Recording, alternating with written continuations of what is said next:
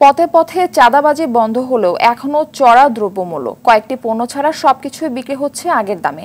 এখনো চড়া পেঁয়াজের দাম, অন্যদিকে চালের দামও বেড়েছে। এদিকে বাজারে দ্রব্যমূল্য নিয়ন্ত্রণে কাজ করছে ভোক্তা অধিকার সংরক্ষণ অধিদপ্তর।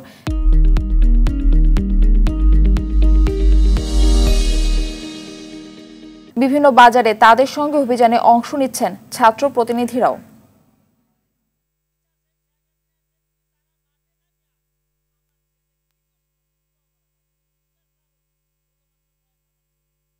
দর্শক, এই বিষয়ে আরো জানাতে কারণ বাজার থেকে যুক্ত হচ্ছেন সহকর্মী সুফিয়ান ফারাবি। চাঁদাবাজি কমলেও বাজারে এর প্রভাব কেন নেই, কি বলছেন ক্রেতা বিক্রেতারা, জানাবেন।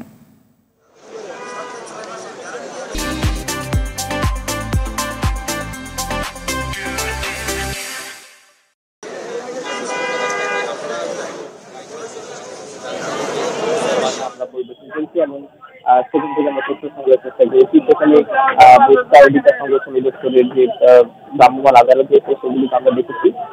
সেখানে আসলে তুলনামূলক সবজির দাম তুলনামূলক আওরান বাজারের চেয়ে বেশি। তবে এই বাজারে যথেষ্ট এখন পর্যন্ত আমরা সেটা কথা বলেছি, বিশেষত সেটা বিক্রি যখন কথা বলি তারা সেটা আমাদেরকে নিশ্চিত করেছেন যে কোথাও এখন চাঁদাবাজি সেভাবে হচ্ছে না।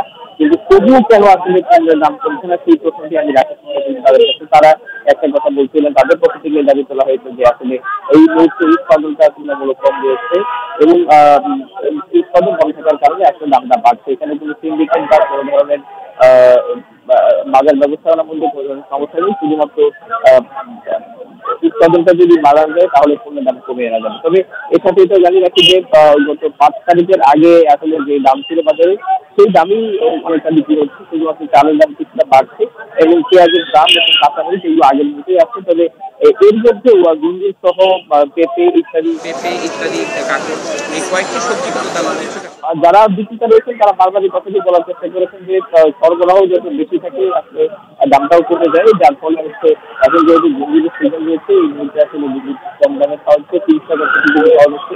আর যেহেতু কাজ বৃষ্টি হচ্ছে এবং ধন্যবাদ আপনাকে।